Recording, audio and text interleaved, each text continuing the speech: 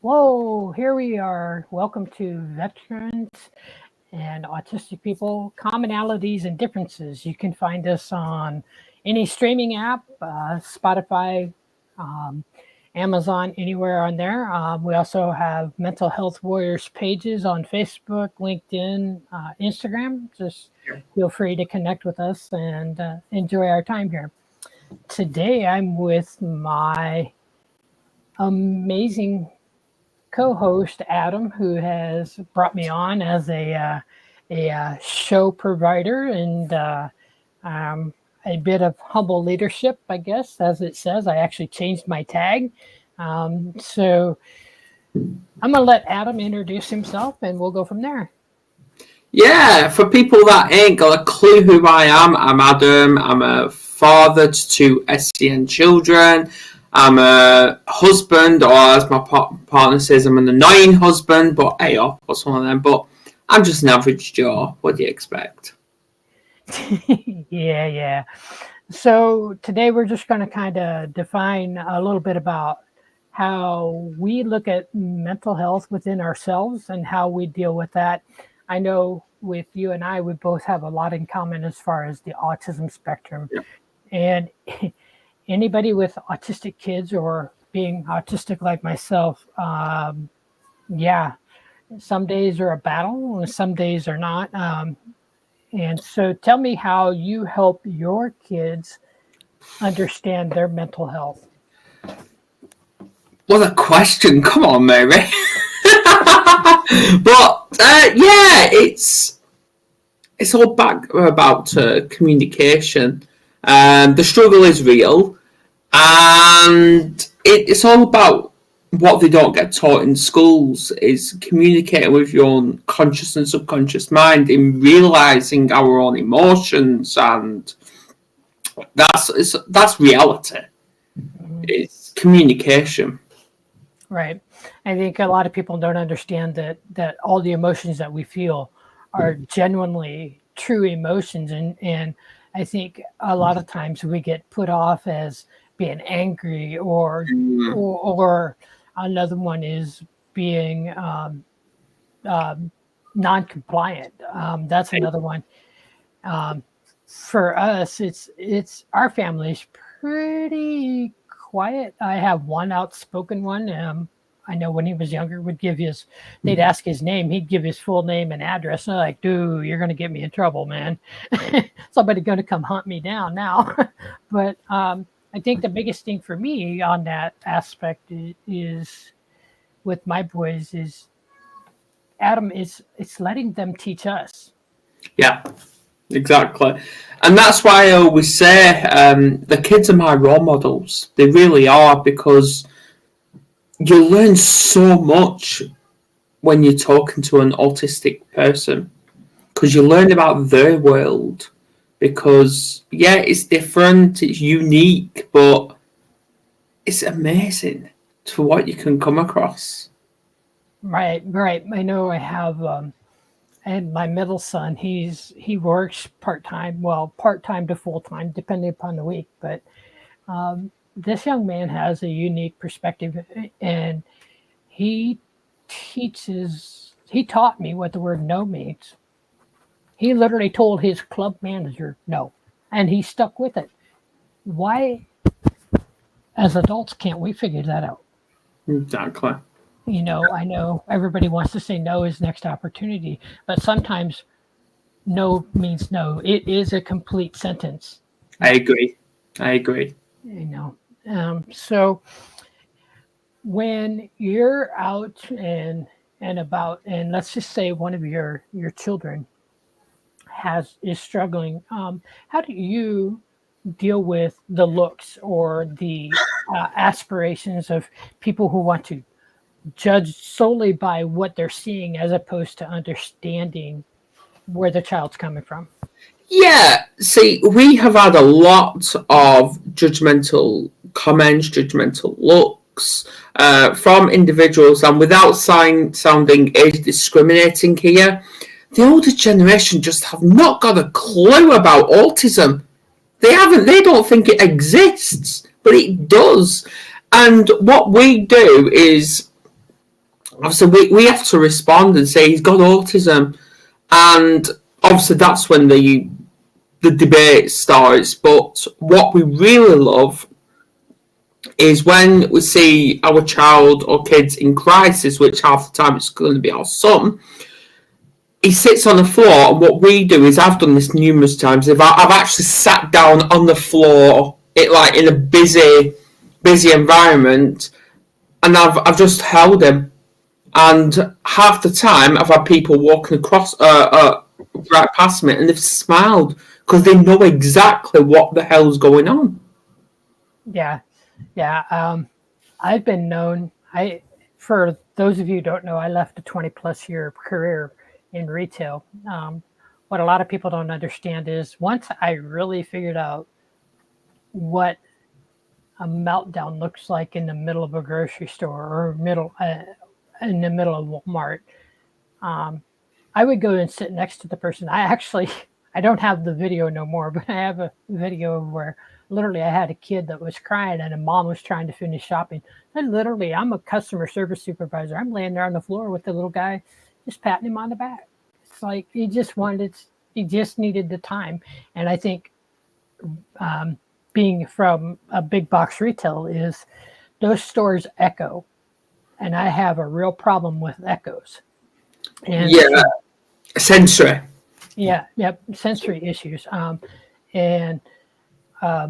My youngest son, literally, I could not take him shopping for the first 3 years of his life by myself because his sensory input, we'd literally just walk in the door and he'd be screaming and he'd be like, I'm like, I can't do this by myself.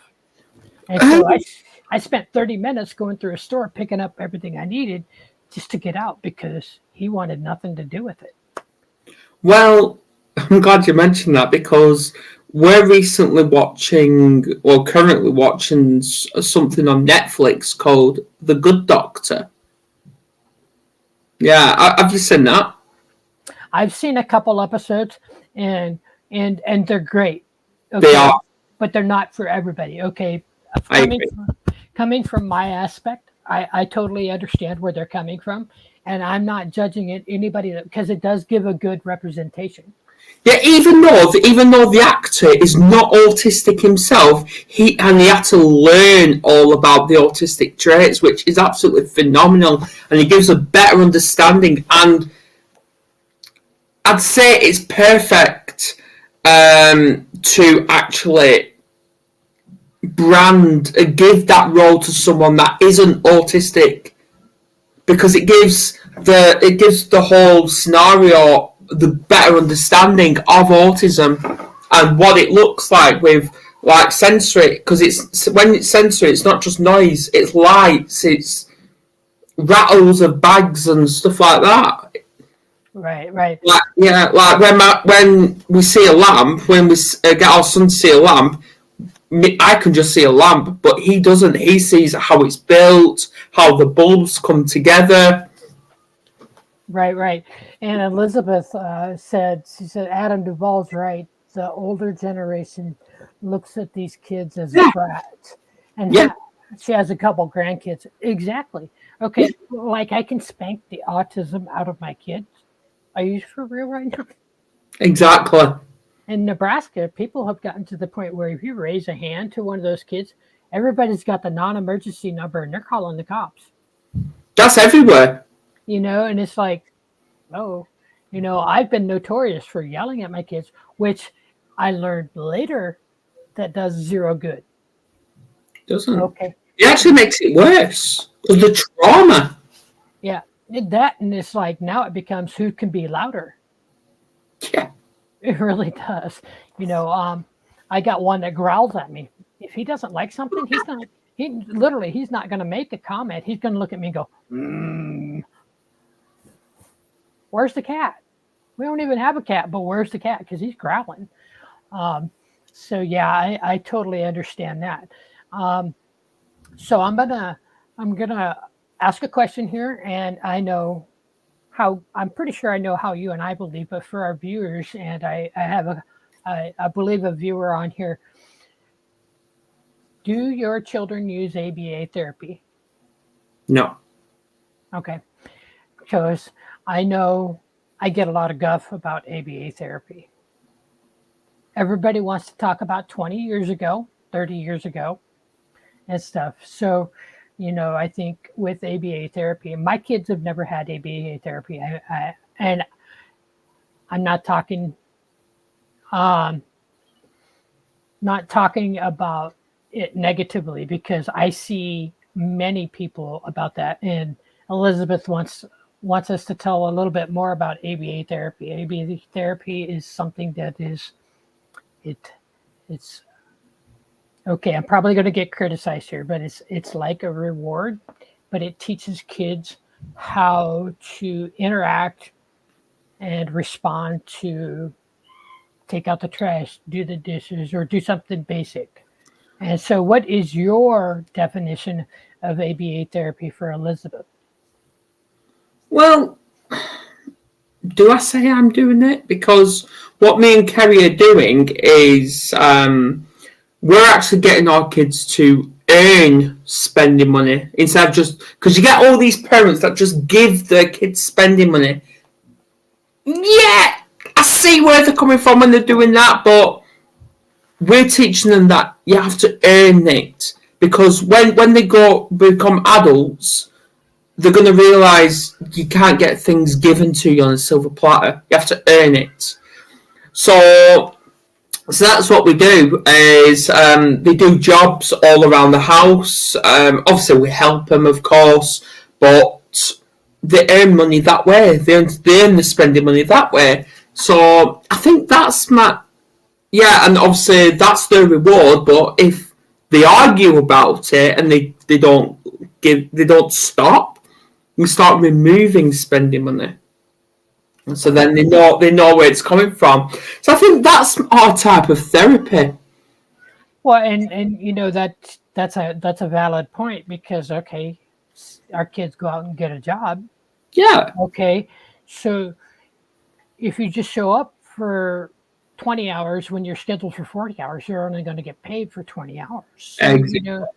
It's a give and take as far as that goes. I know a lot of people want to go a different direction with ABA therapy, and I have some amazing people that I've talked to about different situations, and I see people talk negatively about it, and I see people talk positively about it. Now, again, I was fortunate enough that I didn't necessarily have to do ABA therapy with my kids. But if we step back and look at our lives, we're taught ABA through all of our lives. I mean, in school, to get to recess and be able to have a recess, you have to be a good kid. I mean, in elementary school, at least ways that's here, because if you get in trouble, at least ways, I'm guilty. I never got a couple recesses because, heaven forbid I smacked somebody or something. But I think we're not encouraging violence here. Yeah, no, we are not. But I think if we look at it, it's built into our system. Yeah. And so again, if it works for you, it works for you. If it doesn't work for me, it doesn't work for me. Exactly. You need to take up what's good for your kids, or especially yourself. I agree. If you are having issues and stuff and you need to enlist a therapist, you go for it. I think the biggest thing for myself is I literally have a really good support team as far as just my family. My middle son, my husband are great. My youngest son, he literally keeps the light and airy. He is hilarious. he'll be walking around here, and he's a zebra fanatic, so he's got zebras everywhere in this house. Don't even ask me how many we have, guys. I lost count after 2. So I think that's the biggest part of being able to move forward is A, know your limits, B, ask for help, as we've discussed that a couple times this week, and C, allow different opinions, but don't judge different opinions. No. Because the way I've looked at opinions, and my friend Preston can tell you, is opinions don't define me, they refine me. Because I will take your opinion and analyze it probably for a while and be like, he has a point. And so, I don't know, as far as that goes, how I used to take opinions bad. Yeah, absolutely. Well, this is why, obviously, the topic of this is believing in ourselves. And that's why we believed in our son that the best course of action was to remove him from mainstream primary school. The way it sounds now, do people think we're selfish for it because we're stopping our son from accessing an education? No, I don't. I don't think that's selfish whatsoever, because currently he's supposed to be going into his final year at primary school before he goes off secondary school. But he's off to secondary school next week. That's when he starts. So he's practically skipped a year because of how clever he is. He's a 10-year-old little boy, and he can do university maths. Mm-hmm. Yep. Like I said earlier, I have a college graduate, and he works in insurance. And this is... Hang on a minute. Kerry! Door! That'll look good. Everybody will be awake now. My oldest son's a college graduate, and this is something I can appreciate from him. He works in insurance. If they tell him no, he hangs up the phone. Me, I'm sitting there arguing. Like, yes, because they've learned to let it roll off their back. And it's like most of our kids can do that because, they're focused on what they're doing. They're black and white. And for me to learn the black and whiteness of my sons, I literally had to step back and watch him. And like you said, let them teach you. My youngest son wasn't really verbal until about the age of 4. But how did we know he was hungry? How did we know that he wanted to drink? Oh, okay, we didn't have sign language. We'd open the refrigerator door because we're hungry. We would get a cup because he's thirsty. And when he needed to go to the bathroom, he'd go in and lock the door. Oh, well, I can't help you now, bro. But I think a lot of us forget that realistically, though we're the parents, they're really the teachers. Yeah, I totally agree. Because as my son says, because he's been out of school since October of last year, because of how clever he is, and literally within the first week of him being home educated, he's had tutoring now and then, but within that first week, he's actually said that he's learned more from YouTube than he has in the school. Yeah, and it's something that a lot of us, at least in my realm over here in the United States, is, in reality, do we really need schools? Because everything we need is either in our home, outside our door, in our parks, and in nature. Because those that's going to teach us a lot more than somebody constantly standing over them. Not that I'm saying this, but I have a lot of folks that do like you're doing, homeschool. You can choose where to teach them what to do and how to do it. I agree, yes, because I still remember like it was only yesterday when I was in school. Now we're talking a long time ago, where we used to do most of our lessons outdoors, connecting with nature. But now kids of today, they're stuck in a classroom, seeing the same four walls day in, day out. It's like, what is that going to do to them? Right, right. You know, my oldest son was in high school for basically the pandemic. His last year and a half was the pandemic. And so, you know, okay, first of all, I'm his IEP.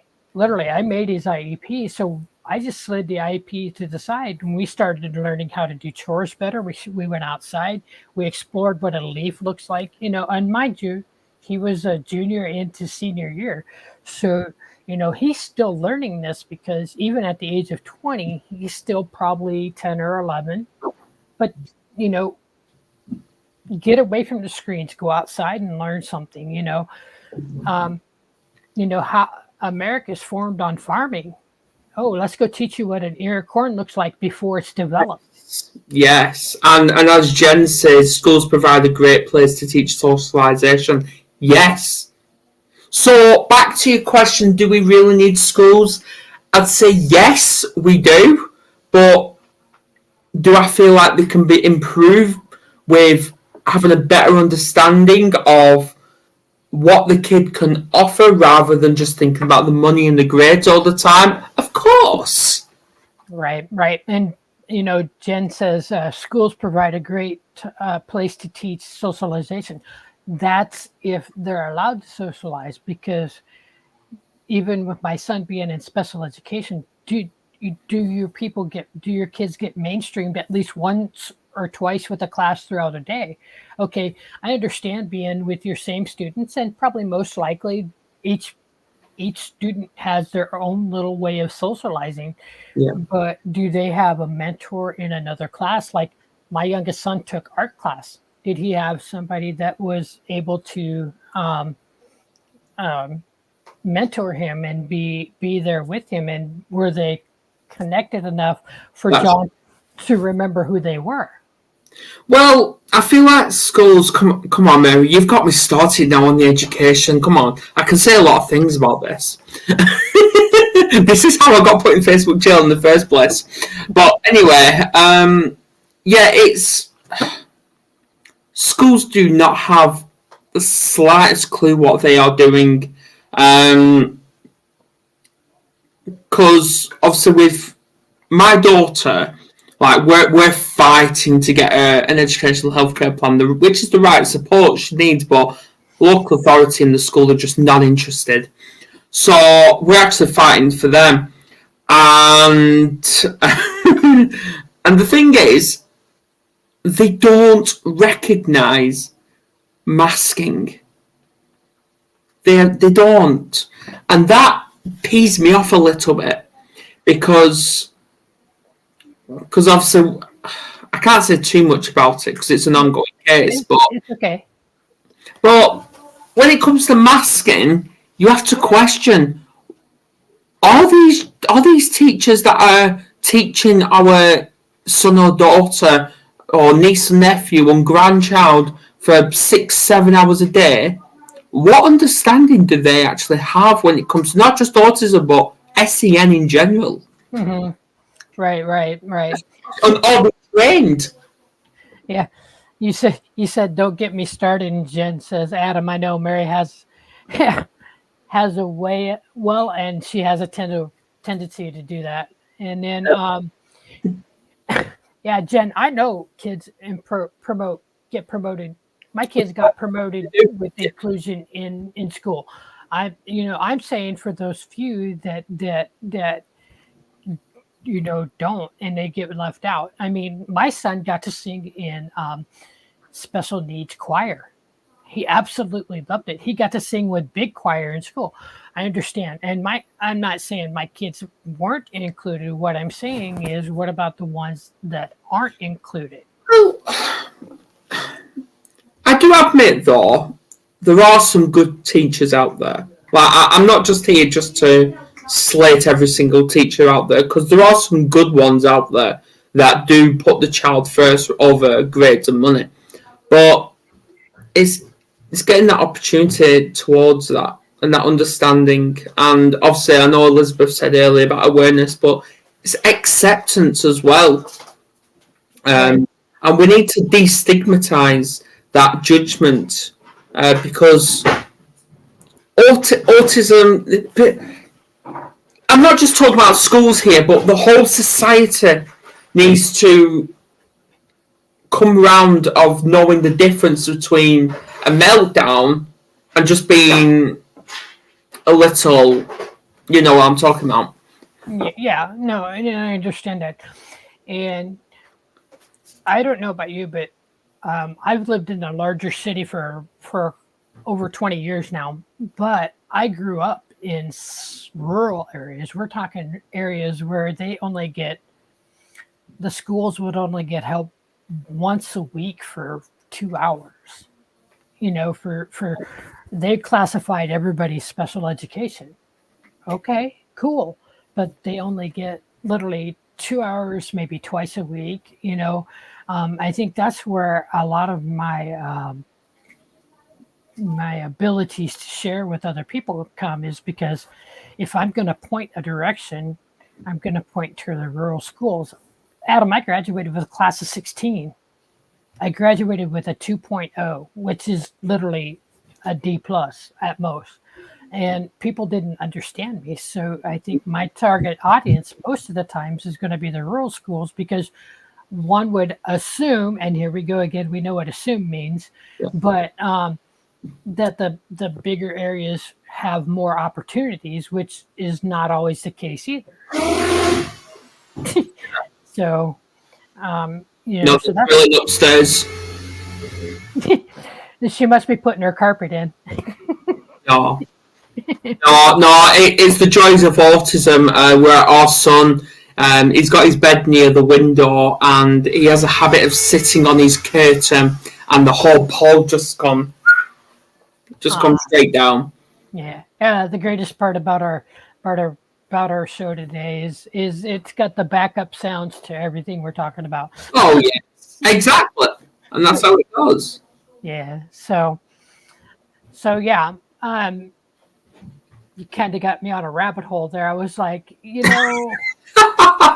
I'm like you. I could spend a whole subject on that. A little bit more drilling. Yeah, it's an emergency fix. Emergency fix. There you go. There we go. All good, Carrie. You got it under control. And that's the disclaimer for you all. So yeah, I think the biggest thing is it doesn't matter how big or how small you are. My biggest notation is everybody needs to be included. Everybody needs to understand, and everybody needs to have awareness. I think we've got the acceptance down, but now we need to make people aware of the fact that just because somebody's sitting in the middle of the floor doesn't necessarily mean they need help. They just need a moment. Exactly, and that's same for when autistic individuals are stimming as well, which that brings on to, obviously I don't want to give too much away about that one because that's Kerry's show for next week, where she invites an autistic dad on to talk about stimming, which is brilliant. We haven't covered that, by the way. But obviously just a little example of stimming is when your SCN individual, it constantly turns in circles and is very unaware of their surroundings. Yeah. John's favorite one is he'll put his arms all the way out and he shakes them and his eyebrows go clear up to the line of his hair because he's all excited or something like that.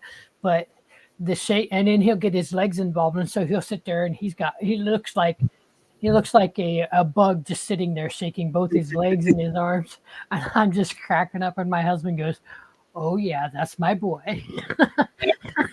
And that's just it. We accept John where he's at, and 90% of the time he's extremely happy. But that other time, that 1 out of 10 times, I don't know if you've ever seen the cartoon Droopy Dog. He gets the sad face and everything, and we got crocodile tears. And now we've headed to John meltdown mode because here comes the tears. Because most of the times John don't cry unless hit him deeply. And boy, when he does, it's really bad because mom has to walk away because she's a sucker for those tears. Like, hurts my heart, it hurts all the way to the bottom of my feet. So I totally understand the stemming part. Yeah, exactly. So I guess I'm going to give a final question here. And everybody left us because we got too loud, but that's okay. My question to you, if you were standing next to somebody and your child was having a meltdown, how would you describe that to them if they asked? If I was stood next to someone and their child was having a meltdown, straight away, the first question, sorry about the noise, hang on.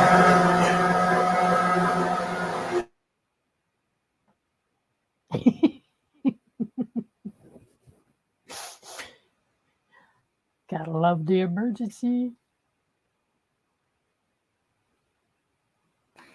Right, the first thing I'll ask is, are they okay? That's what you have to ask, is if they're okay. And because we understand what's happening, do they want any support? Offer support. Yeah, cool. Yeah. My first question is, you always give them that look. And my question is, because I've learned a little bit, is, can I help you? Yeah. That comes from the customer service part of me. That's Can I help you?